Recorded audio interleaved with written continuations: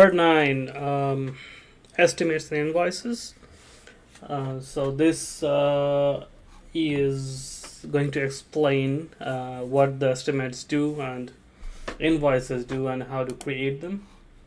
So we are back in our sample company here. We can go to plus new button on the top, and estimate is right here. Invoices, receive payment, and estimate. So if we click on estimate, we can select a. So let's look at it as a real life example. So say that we are our customer Benjamin wants an estimate from us, and we are an accounting company. And so once we select our customer, as they're already saved, we have done business with them before, so their billing and everything is already popped up here. So our date is today's date. If we know their email, we'll put their email in there. What this does is that this will let you send the invoice, the estimate from the software itself.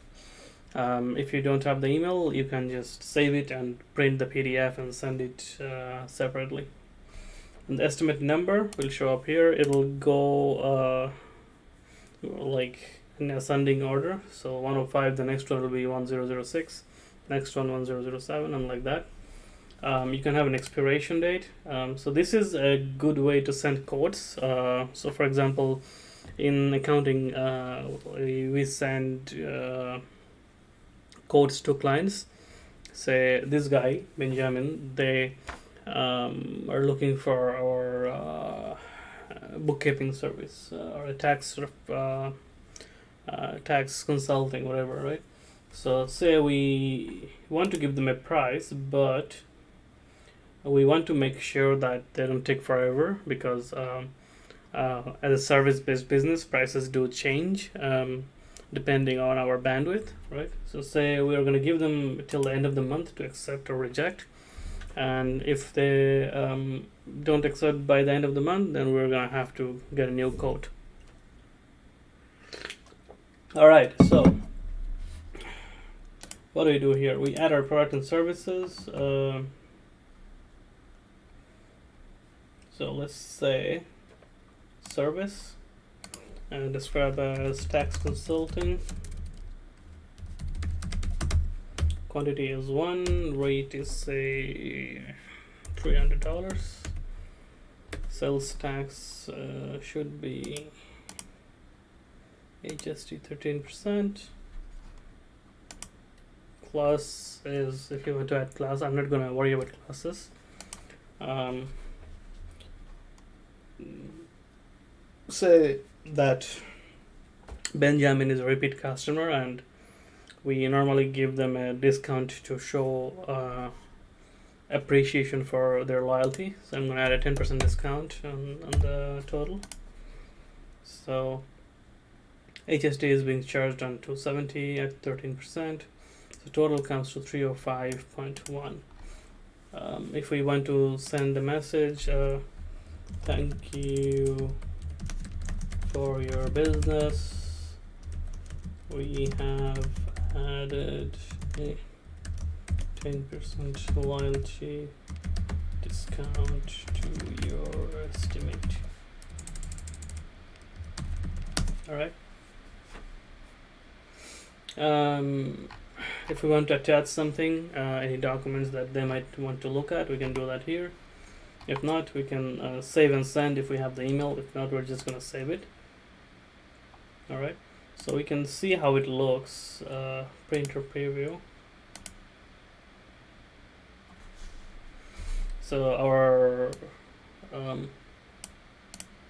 address and logo, all that is going to show up here. This is their address, all that stuff. General services, tax consulting, $300. Thank you for your business. Discount is here, all that. Okay, so that's all done. So say now they decided to accept the offer, right? So where do we go? So after a couple of days, they accepted the offer. So we can go to let's see. So I've gone to customers, from sales to customers, right? And from here you can see estimates. So if you click on estimates, all our open estimates is going to show up. So we want to create the invoice for Benjamin. So we have one open estimate. We can click on that. So this guy is pending, so we're going to click on that again. So they have accepted it, so I'm going to change this to accepted. Remember, estimate is not a posting transaction, which means that basically when you create an estimate, it's just an internal document. It doesn't actually posts any debits and credits in your books, so it's a non-posting transaction, right? So say it's accepted by Ben, and date is Thursday. Okay, and now we can create the invoice. Now we can have to save first. All right, let's create the invoice. So you see this little thing, it means that this is linked to another transaction, which is the estimate. So this just everything just carried forward. This is the actual invoice, and once we post this will create a posting transaction, right? So say everything is the same. If things were different, we could have changed it up here, but say for the sake of simplicity, everything is the same. We're offering them net 30. If we had signed up for QBO payments, we could click this, and it would let us let Benjamin pay directly in when they receive the invoice in their email. This is a separate payment processing service that you have to qualify for first. Basically, QBO runs a background check on your company to make sure it's legit and stuff before they give you access to the payment services. It's pretty straightforward. So you can either send it with the customer's email, or we can just save it.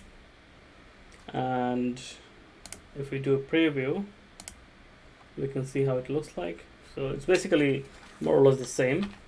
So you can always change the design. This is just the default design for the invoice, but you can play around, and we may make another video, because it would be a long video if we're going to show you how to make all the changes in the invoices. But there is a lot of room for editing the way it looks and stuff. So we can do that if we want to. So if you want to send it from here, you can, or we can just print or download and send it to them another way. So this is basically what you do with estimates and invoices. And before we end, just let me show you what the invoice actually does. So if you go to transaction journal, we're going to see the debits and credits of this transaction here.